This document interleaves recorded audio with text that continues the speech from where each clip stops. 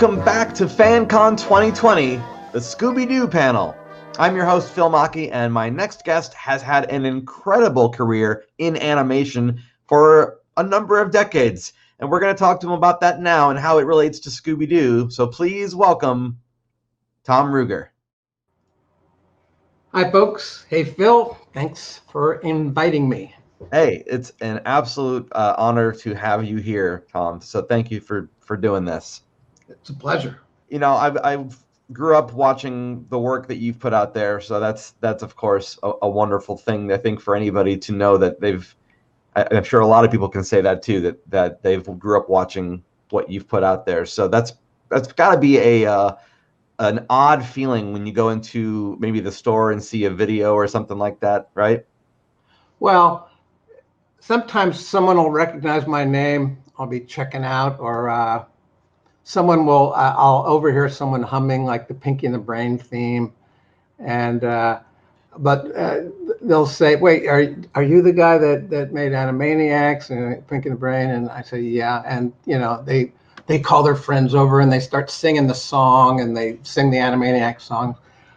So I'm very gratified that the shows have had a lasting and positive impact. I think that's the most important thing, that they've brought some joy to people's lives. That's really I'm very grateful for that. Absolutely. That is, I think, what can give something some real longevity is if you think fondly back on it. Absolutely. Yeah. So you got started in this business as an animator, right?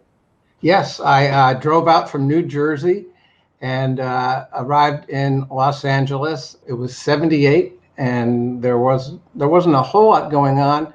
I mean, Disney was really not happening, and Bakshi was making his version of Lord of the Rings.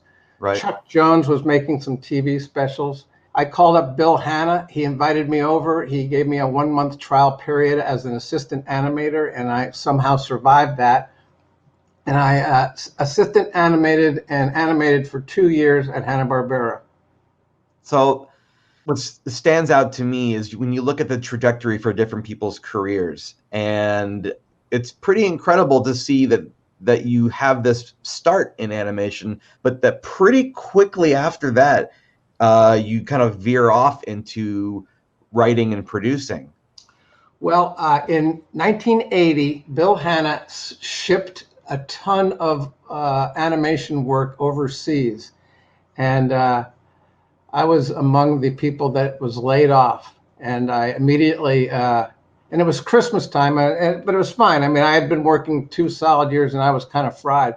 But over the Christmas break, I wrote up a little script, and I sent it around to the story departments of the animation companies in town. And it was about a suicidal dog whose dog friend every time would save him from some horrible suicidal attempt. And the friend would save him, but get annihilated in the process of saving his friend. Sort of like Mindy and Buttons, with Buttons getting annihilated, and it's sort of like the reverse of the Coyote Roadrunner, where he's not trying to catch him, he's trying to save him. Anyway, Filmation, Art Nadell liked it. He's the story editor there, and he said, "We don't do suicide cartoons here, sorry, but we'll have you write on Sport Billy and some other." That was the first thing they had me do. But we had Flash Gordon, we had the Lone Ranger. We had the big thing I did there that I really worked on hard and was deeply involved in was something called Black Star, who was a big Tarzan of another planet. Sure. At what point did you think to yourself, the animation scene is cool and all, but I think production is where it's at? I've always drawn. So I've always, when I was a kid, that's what I did. I drew. I made a little animated cartoon in college. So I always wanted to be in animation. And whether I was drawing or storyboarding or writing, it was all, as long as I'm making cartoons, I was very happy. I worked at Filmation for a couple of years writing. I went over to Hanna-Barbera about 1982. And that was because Joe Barbera had sold like dozens of shows to all the different networks for the fall of '82, and they didn't have enough bodies to just handle it all. I got there. The first thing they asked me to do was write something for Gary Coleman. It was a Gary Coleman show where he was an angel. And I wrote a couple of those, and I begged Joe Barbera, please put me on something else. And Hank Saroyan was the story editor of Scooby at that moment. And I had never seen a Scooby-Doo at that moment. And Hank said, why don't you write a Scooby? I said, it's been on for, 10 years. There's probably people that really know it well that should write it. No, you'd be good. So I wrote something called No Sharking Zone, which was a little cartoon in the Scooby Scrappy show. And that got passed around. Everybody loved it. And they said, you're the new story editor of Scooby. Oh, my God. I had written one.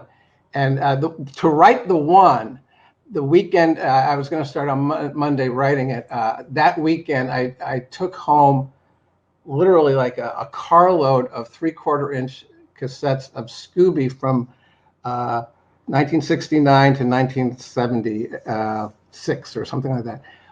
So I all weekend I watched Scooby, and I wrote down all the things that joinks, jinkies, zoinks, and put together a really long list of sort of like the Scooby tropes, and that served me well. Did you become a fan that weekend? A fan of Scooby? Well, keep in mind, here I am. I'm brand new at Hanna-Barbera. I want to do a good job. So I'm really motivated by keeping my job. and no, I haven't gotten the story editor gig yet. This is just writing the first script. Okay. So I just wanted to, get it. And they were 11s, which are, rushed around. 11-minute Scoobies can be pretty tight there's not a lot of time for a lot of fun, which I think is a problem. I think the half hours are good. The pace is better. I became a fan as the process continued. I started really liking some of the stuff. I think by the time I was doing a pup named Scooby-Doo several years later, I loved the Scooby franchise by then, and so much so that I was sort of playing around with some of the tropes and having fun with them. What was it that made you a fan, do you think? What was the thing that sort of in that brief period of getting inundated with it and then having to be the story editor, what was it that ultimately you can write great stuff if you really love your characters. And so I fell in love with Shaggy and Scooby and that relationship. And and they care so much about each other. It sort of almost writes itself. It's a love, boy meets dog. It's a love affair, and then Freddie is such a stiff that later on when we made a pup, we had fun with sort of making fun of Freddie and his conspiracy theories. But I always liked Daphne. I always liked Velma. I mean, I just think it was a really great group. Again, it was inspired when Joe was putting the show together with Ruby Spears. Had very much followed sort of the character grouping found in the Dobie Gillis show from the 50s, where there's Maynard G. Krebs is now Shaggy, and Dobie is now Freddie. And of course, they didn't have a dog, which was their big mistake.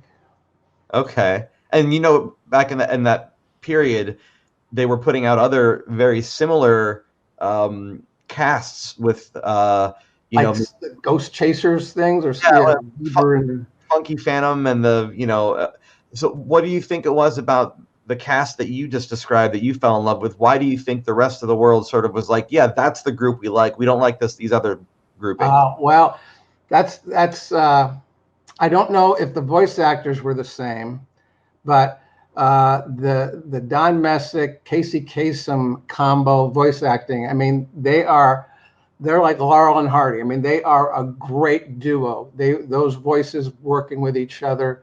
And it's a simple relationship. I mean, they both like food. They both want to avoid danger. You get the feeling Shaggy may have taken a puff of something at some point in his life. They're in a van. You almost expect the smoke to come out of the van. But Shaggy is like the child of the group too. He's much more nervous and childlike than Freddy and Velma and Daphne. That's very true. Yeah. So this is one of the very first things they handed me.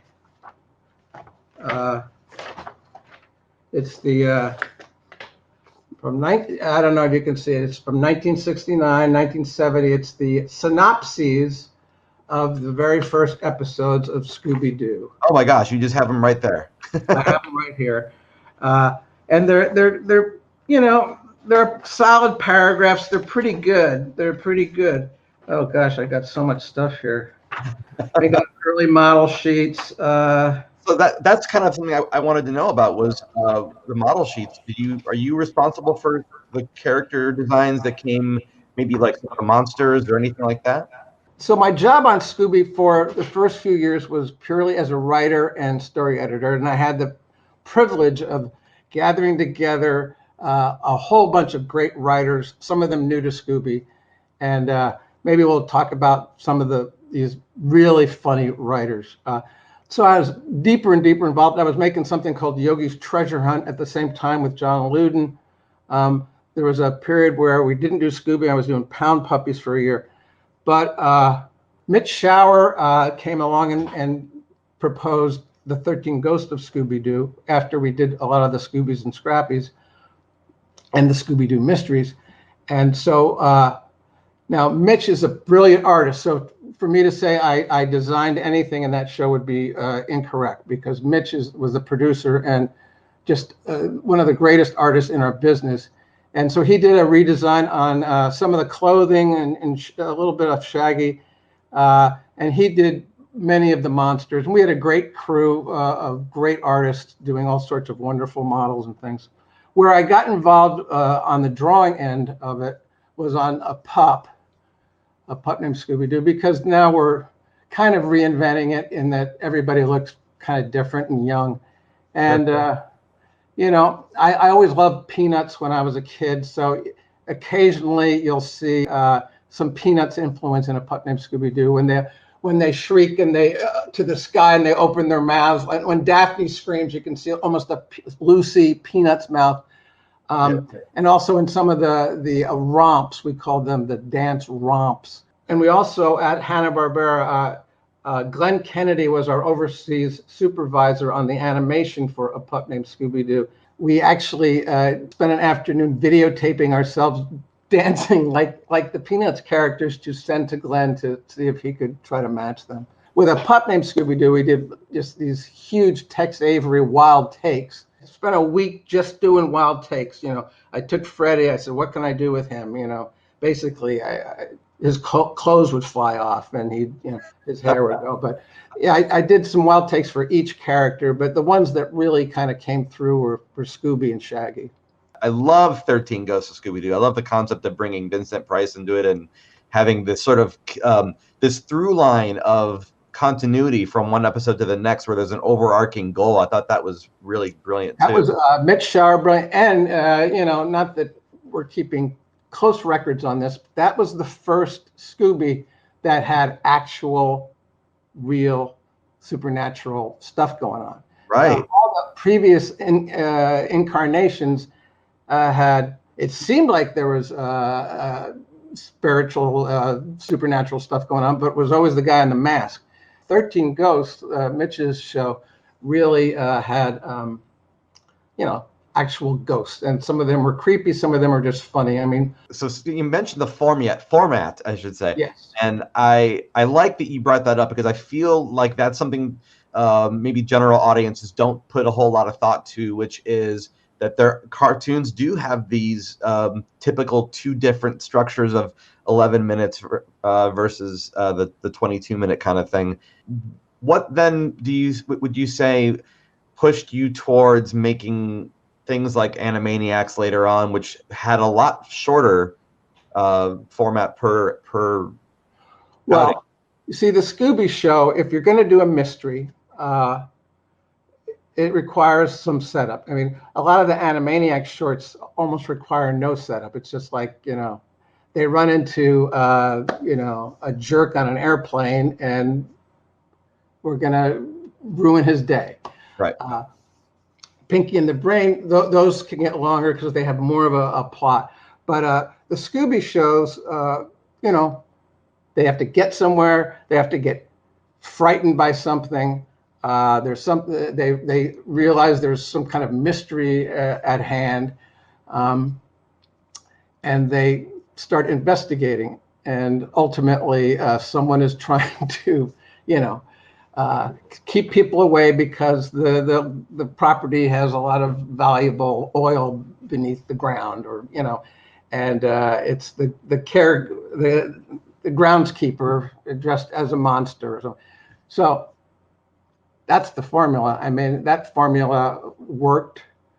And during that particular half-hour formula, Scooby and Shaggy would have some eating gags. They might dress up in disguise to sort of try to throw the monster off. Anyway, Fred would say, "Let's split up, gang." Daphne would say jinkies, and I don't know what Daphne was doing most of the time back then. She was looking cute. She was kind of along for the ride, I guess.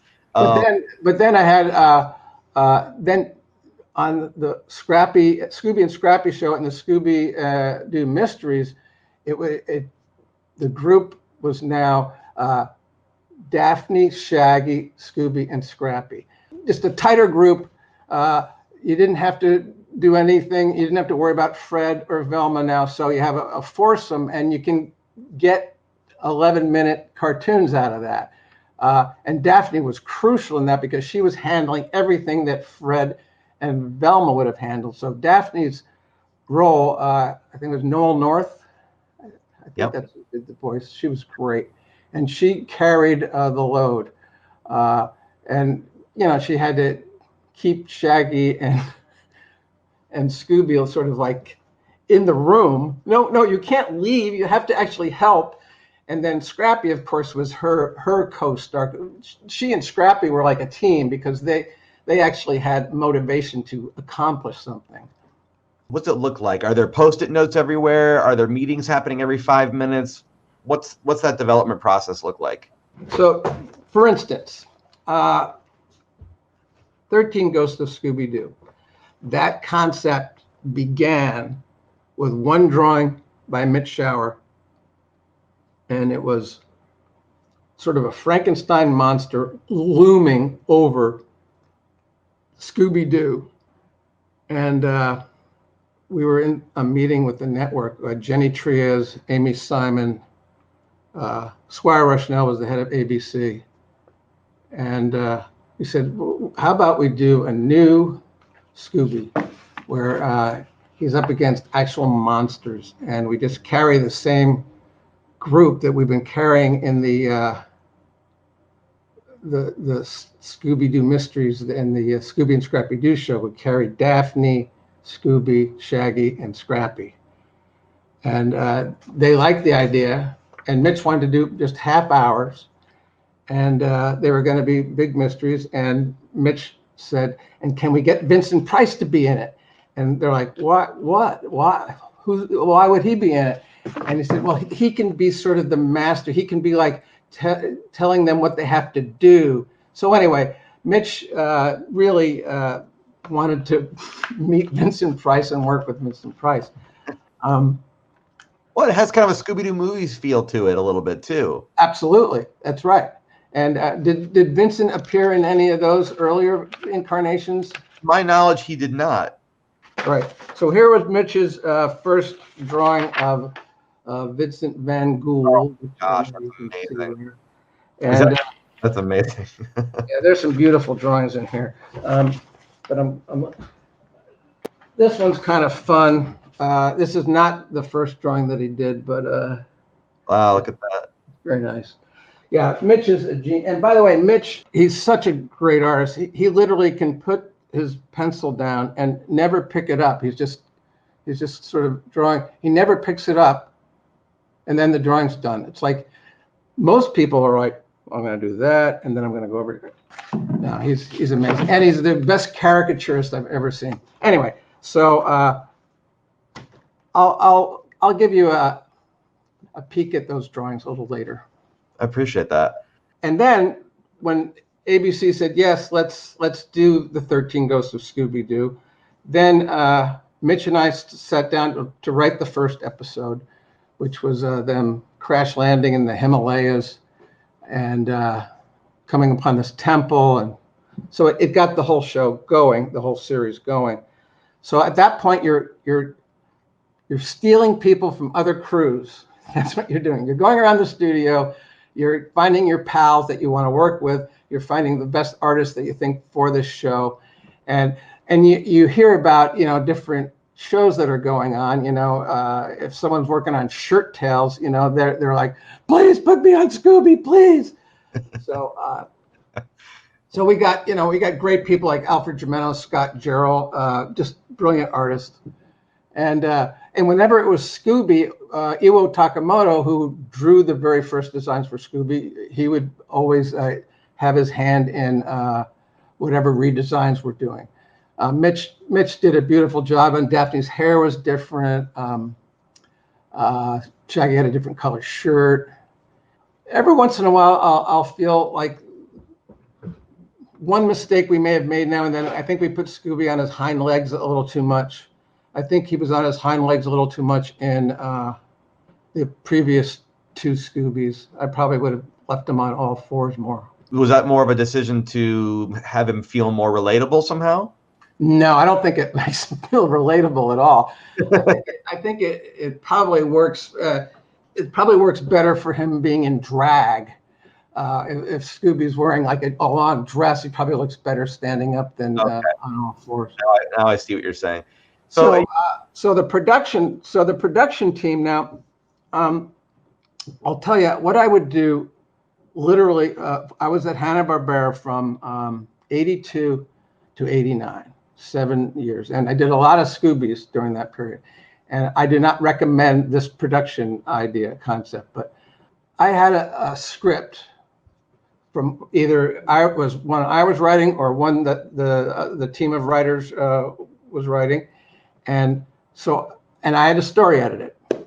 So, and I usually got really deep into the scripts when I story edit it. I mean, there's great material there, but then I wanted it to be funnier, or I wanted this plot point to come in sooner. So I tended to not throw the scripts back, but I edited them myself. So every Friday I had a script due, whether it was 11 or a half hour. This is for, not every week of the year, but over the 7 years, Sure, probably 30 weeks a year, 30. And so over half the year, you have to have a script every week that's due. Every Friday. And so every Thursday night, literally every Thursday, I didn't plan to go home because I knew that it was going to take me a long time, and it was just a weird method that I had.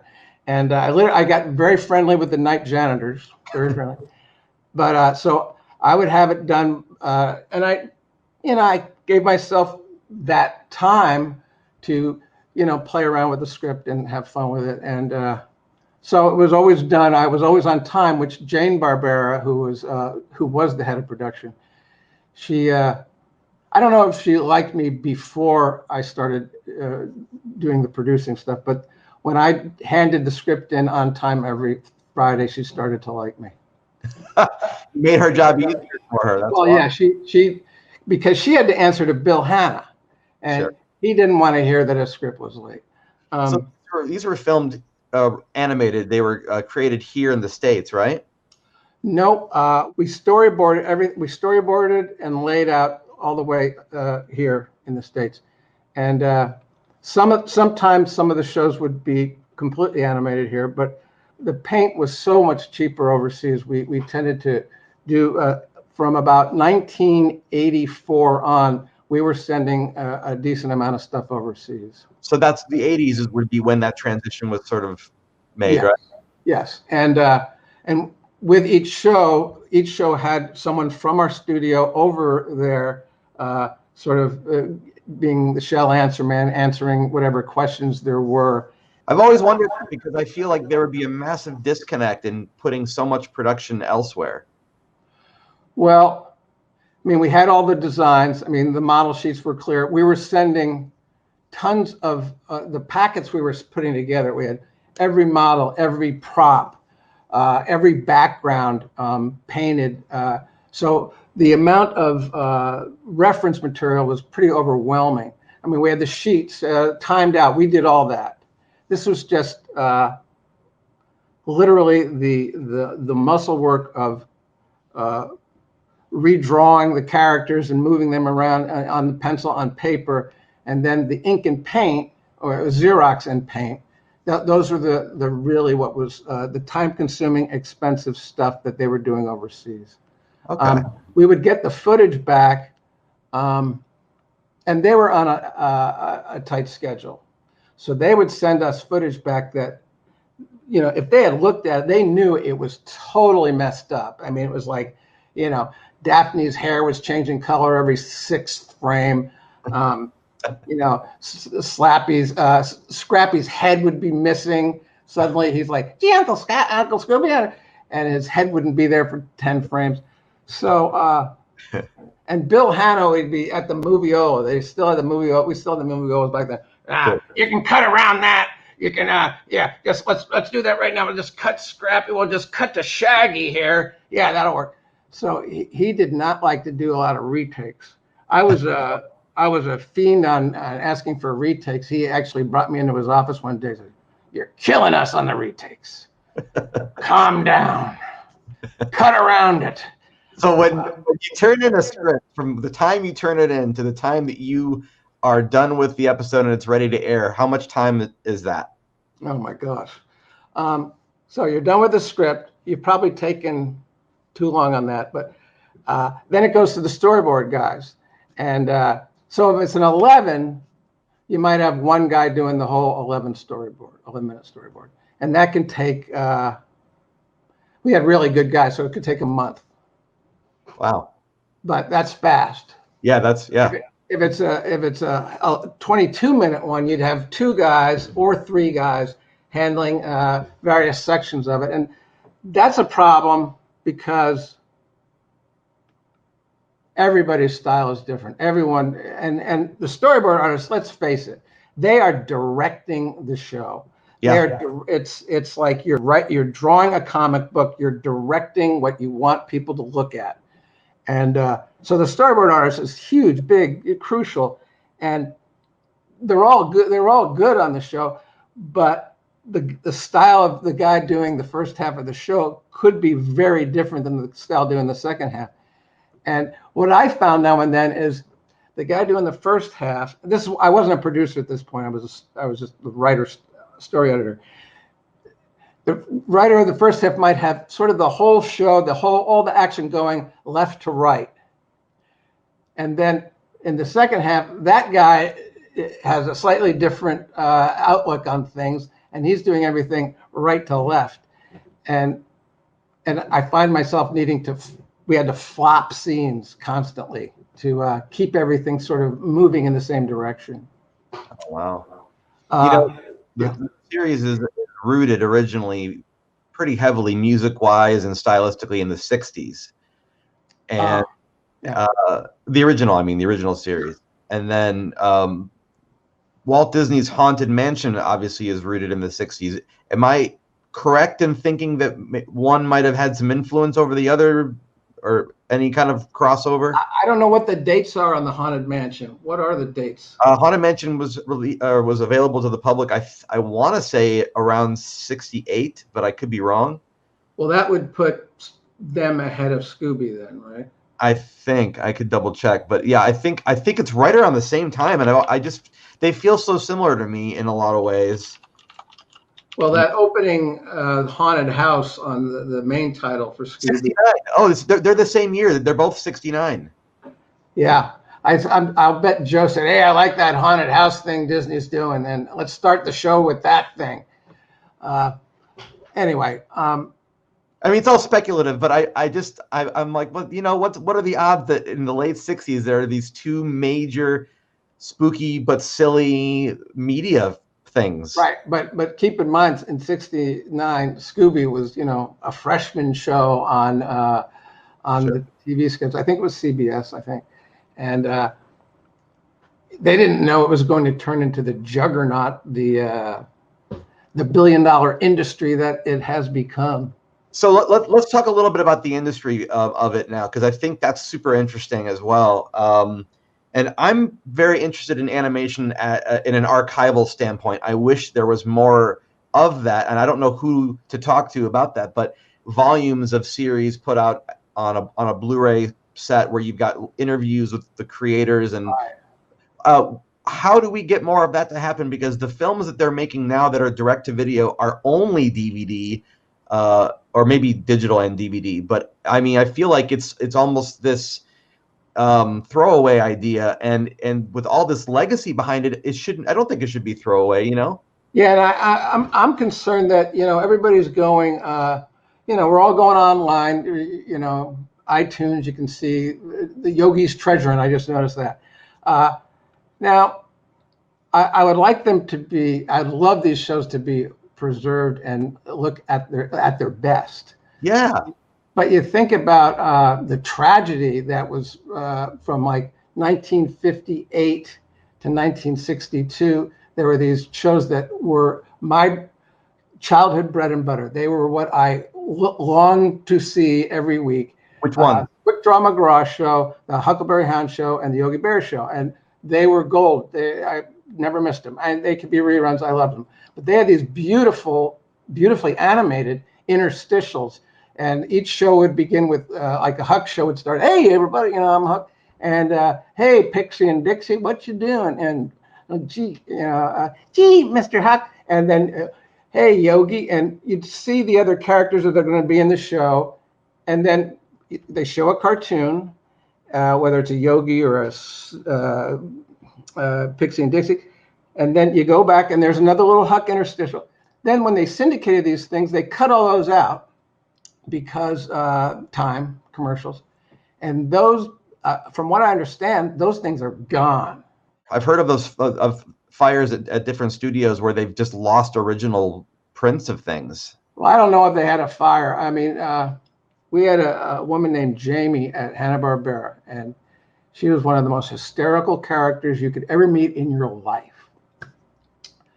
And Jamie ran the vault, and she had been there since Hanna-Barbera began, and she was like a female version of an ancient Popeye. She's like, "Come up here. Hey, honey, how you doing?" And That used to be a character. Gene McCurdy began, she's one of our boss at Warner Brothers and Hanna-Barbera, Sure. writing boss. She her first day she went into the woman's room and Jamie's in there. "Hey, honey, hey, that's a mighty fine dress you got on." And McCurdy thought, "Wait, I'm in the wrong restroom." Jamie was a great character, and she was in charge of all the reels of film. And if you wanted to find an episode of anything, you had to go to Jamie, and she knew where they were. And this vault, this was a warehouse. It was the most disorganized disaster on earth. And but she knew where everything was. But there was no system. She just knew where they were. Crazy. That's amazing. Is that an original frame behind you on that chair? It's a cell, but it's just the model sheet. It's one of the original model sheets. Oh, beautiful! Oh my gosh. Yeah. Yeah. Wow, that's so cool. I mean, well, yeah. Hopefully we can get something archivally presented like that. I just I feel like there's so much content now that it gets harder for people to know what to watch, and then it just gets lost in the mix. And yeah, I really agree with you. And I wish when they put these things out, that you can stream, whether it's on, Apple or iTunes. I wish they would take the trouble of making sure it's complete, making sure it doesn't have like the Boomerang logo on it, and and if there were interviews done, or if there aren't, maybe do some. Start including that on these streaming services, because the streaming services are because it's not on DVD where you had room for that stuff. I feel like a lot of information is being lost. It is, and what I've tried to tell folks is this is as much a part of our culture as anything. It is. Becomes part of the fabric, and when kids are growing up and they're watching things, their aspirations are not, I want to go and make a road one day. It's, I want to go and produce this content. Yeah. So it's a part of the framework, I think. I agree. There's a new direct-to-video movie this month being released widely everywhere. It's the Happy Halloween Scooby-Doo. But on the DVD, there were 3 bonus cartoons, and one of them was from a pup named Scooby-Doo. And the transfer looks like it was ripped off a VHS tape. And I was just like, this is a crime. Why are we doing this? Why are you doing this? So that is sick. Yeah, I know. Well, if you know anyone, grab them by the shirt collar and say, do better. Hanna-Barbera has changed hands a lot since then. I mean, now Warner Brothers, theoretically, they have all the elements, but are they stored in a cave, a salt mine somewhere? I mean, I don't know. Do you miss doing more of the hands-on drawing stuff, or is producing giving you more freedom to be involved in a lot more shows? Being a producer lets you have a lot of say over a lot of things. So in my case, since I could draw, I mean, some people say, no, you can't, but some of them are right. I like that. But I could, I could dabble. I could sit down with them. Hey, can we make this guy's nose funnier or bigger? Or I know on one of the shows was working on at Disney, we had this deer, and they had big bug eyes, and I thought, I want to do like more of a Disney-esque deer. I mean, not like a Yogi Bear deer, but not with the bug eyes. So I'll get involved on that level. When I became a producer, that was with a pup named Scooby-Doo, and I had been doing Pound Puppies and Yogi's Treasure Hunt, and I had been an associate producer on 13 Ghosts of Scooby-Doo and story editor. And the network liked me, and Jenny Trias and Amy Simon, and they said, what do you want to produce? Do you want to produce this next thing? I said, yes, I do. And I also wanted to story edit it.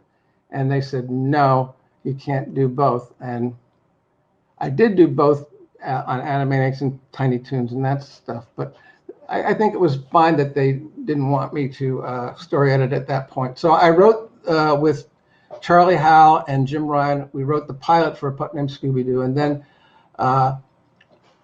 then we had writers become story editors, Bill Matheny and Wayne Reichert.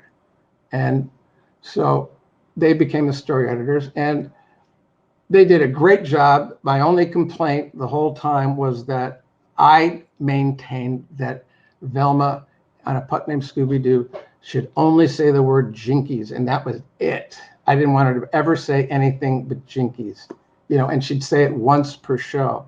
She'd go, Jinkies, and then the rest of the gang, Freddie and Daphne, would interpret, that means this, that means that, and she'd not.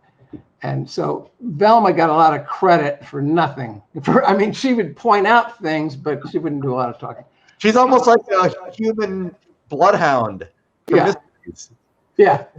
So Lane and Bill felt that was too constraining or constricting, or they needed her to talk more.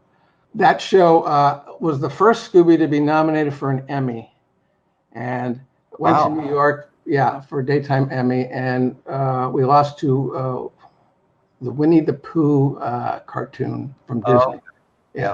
So if a show does win a daytime Emmy, does that all of a sudden give you an increased budget to go make more?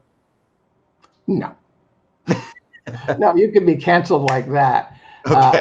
The only way you keep going is really good ratings, and the chances of the budget going up are always like unlikely, I think. Wow. Unless the company gets bought and they infuse a whole bunch of more cash into it. But Scooby's budget was Scooby's budget. I think maybe the budget on 13 Ghosts was a little bit higher because it was a lot more new stuff. But every time there's a redo, a new thing, you're spending a lot more on development, a lot more on the drawing. I mean, Shaggy's house, I wanted his house always to have Christmas lights on, 12 months a year. So we had a lot of different design things going on. And that show really was kind of designy. And I particularly liked that, and this is something literally, I think everybody fought me on this. Except John Debney, who did the music. But the editors, the sound editors, Bill and Joe said, "Oh, you don't want to do that. It'll mess you up." I wanted a cappella background singers to do the music score for the show. I wanted it all to be Scooby-Doo, ba ba ba boo ba doo ba Scooby-Doo. Scooby-Doo. There's only enough batter for one measly pancake. Bummer. Why, good morning, Scoob.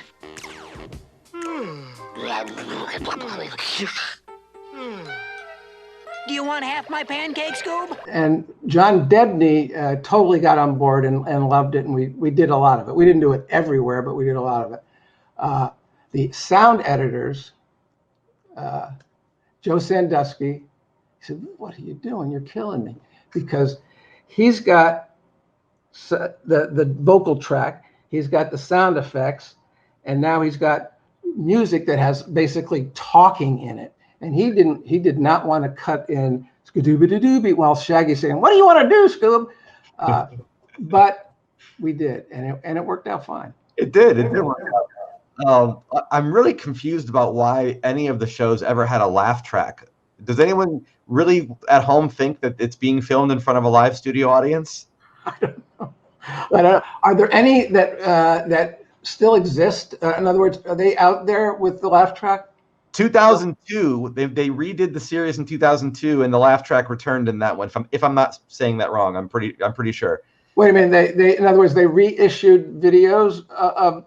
No. They made a new series and they incorporated a laugh track into the new series. And I was just like, does anyone really think is it a nostalgia thing at this point? It's just confusing. Well, the other thing is that those laugh tracks were funny because they'd be laughing at nothing. Literally nothing was funny. Nothing on screen was even slightly humorous. Oh yeah. Not even for a Scooby snack? Okay.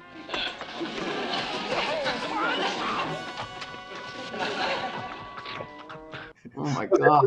Was it a joke that started at Hanna-Barbera, or were they taking it seriously? Oh, I think Fred Silverman at the network said, "Let's make it really like a sitcom." But it's not a sitcom, Fred. It's like an action adventure comedy thing. No, let's make it a sitcom. Just watch. Let's watch sitcoms and see where they put in their laughs. We'll do that. Oh, so strange. So you're still writing to this day, which I think is fantastic. But I always wonder, because you write on so many different series, how much research do you have to do in order to get yourself to where you're like, okay, I know that my writing will now fit the theming of the show? Well, when you create the show, like I have with a bunch of the recent shows, it's not a problem because and when you create the characters, you know how to write for them because they're in you pretty much. Okay. As for how do you get prepared for like writing the Scooby stuff, I became like, by Monday, after a weekend of nothing but Scooby viewing, I probably knew as much about Scooby as anybody at the studio. I mean, I had taken notes too. I should find those notes. Yeah, you should. That sounds like that'd be a lot of fun. Yeah. But like a new show, like we did Pound Puppies back then. Sure. We did GoBots. We did, you just have to get revved up for each new production. Pound Puppies, the Tonka came in and said, here's a bunch of these dolls, these dogs, make a show. And so Mitch Shower and I got together and we said, let's do Hogan's Heroes with the dogs. And basically that's what we did. And we gave them names and we had girl dogs. And I thought it was cute. And then they wanted to domesticate it more. So that's when we went with the series version, was still a little Hogan's Heroes, but it was basically the mean woman, Katrina Stoneheart, and her evil daughter, Bratina, sort of like Cruella de Vil.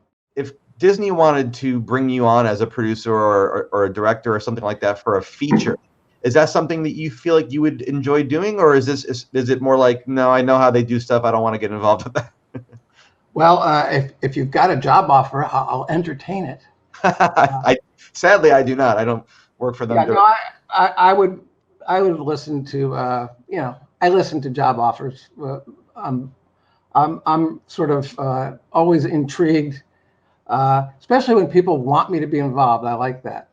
Is there something that you, in the back of your mind, you're like, man, someday that's the one thing I haven't done yet? Is there an animation thing that you haven't tackled yet?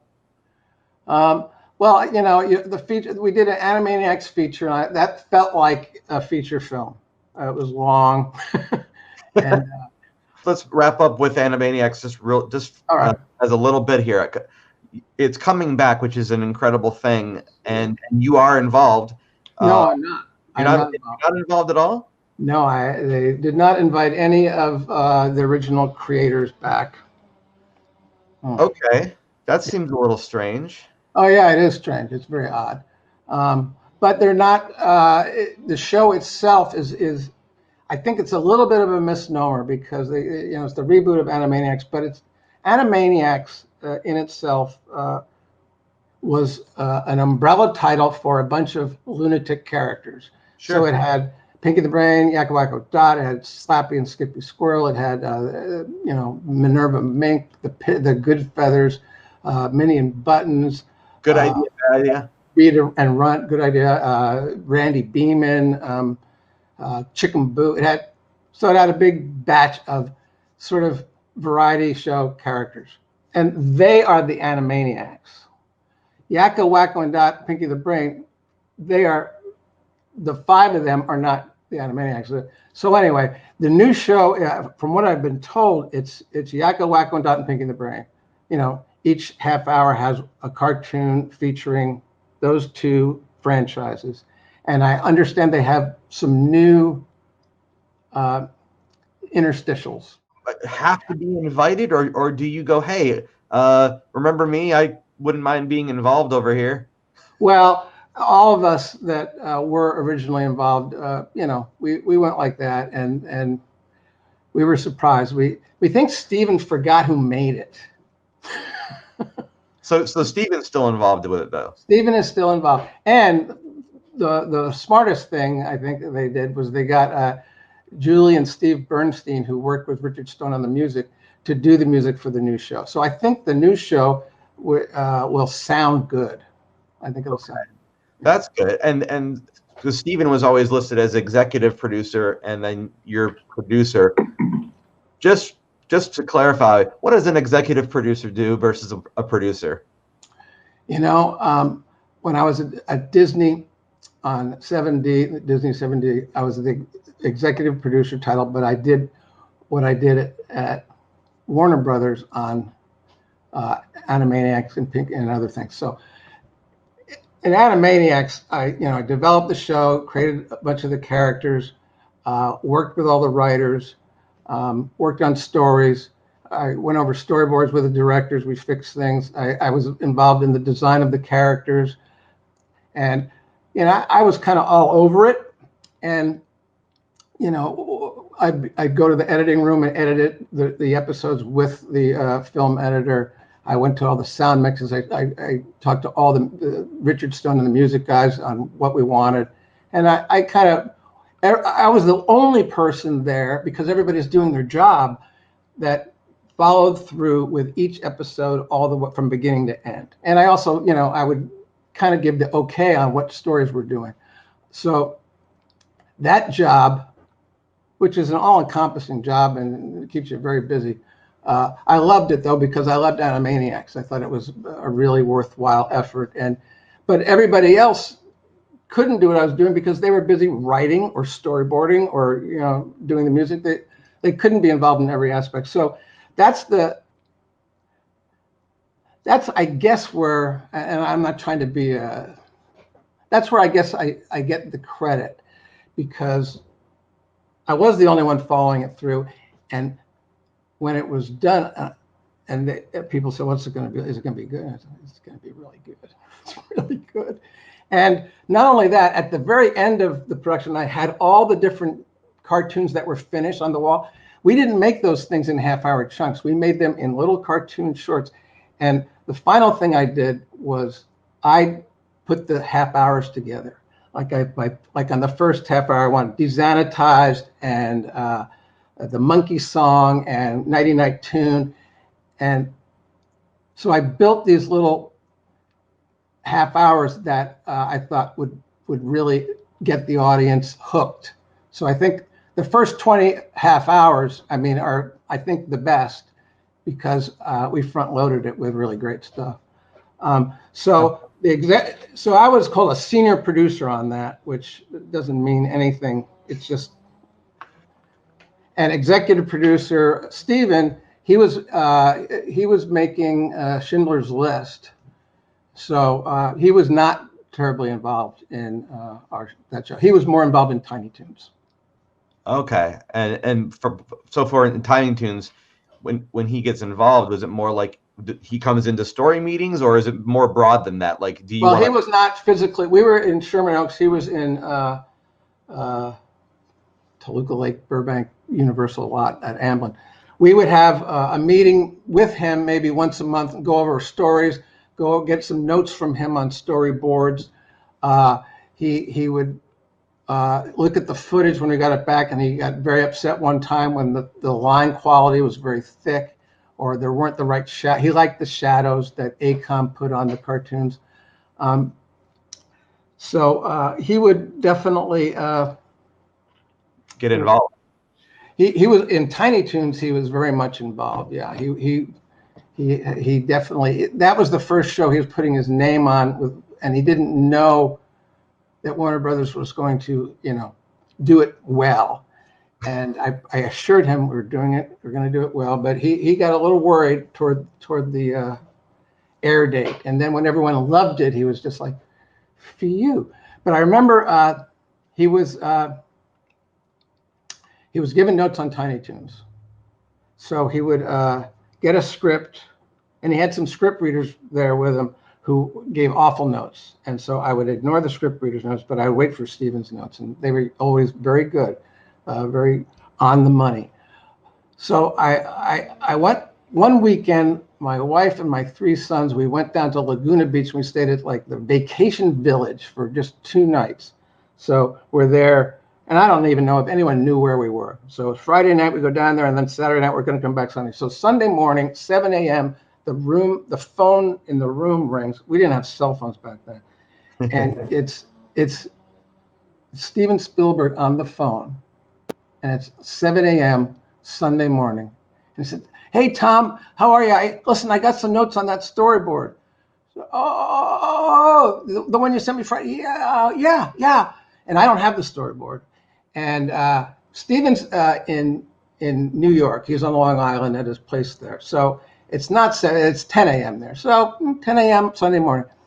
And he starts giving me very detailed notes on the storyboard that I don't have in front of me. And so I find out one of my kids' crayons. And I get a paper bag from Ralph's, and I'm writing these notes. And I tore the paper bag so that it's a big, every inch of that paper bag, front and back, is filled with almost indecipherable notes from this meeting. So he could get really involved and excited about things. And he also, one of the great notes he gave us, which I thought everyone should remember this. We had this pan.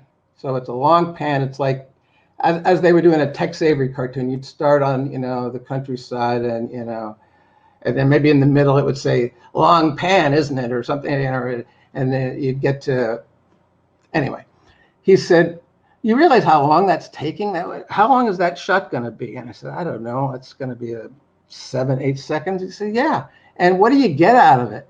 He said, just this pan, just make the whole, show the whole shot in one still frame for 2 seconds and you're done. And, so people said when Tiny Toons came on, oh, the pace is frenetic. And, well, that's what we were driving at. Look, I mean, it all makes a difference. Those little changes do have an impact over time, and I think sometimes it can be very valuable to sort of cut to the chase, So He also another just brilliant note he gave. Let's see, here's the wall, right? Right. So a character, let's see, there's the wall. Character's flying toward the wall, fast, and he's going to splat against the wall. So the couple of frames right here. So he's about right here. Steven says, cut the next 3 frames. Oh, boom, boom, boom. So that from right here, it goes to the splat. And the impact is so much better. It's so much more painful. And that's from somebody who does not have an animation background, right? Yeah, well, no, Steven, I think in the editing room, Steven's, he's a genius on all sorts of levels, but in the editing room, I think, you want him in the editing room. Yeah, there you go. That's where he is a director, truly. Tom, from one cartoon lover to clearly another, thank you so much for this amazing conversation. Phil, it's been a pleasure anytime. And let me make sure I get you some of this artwork. Oh, yes, you don't have to ask me twice. Thank you so much. Great. That's going to do it for this episode of FanCon, the Scooby panel. Stay tuned for more, and keep those eyeballs peeled, folks.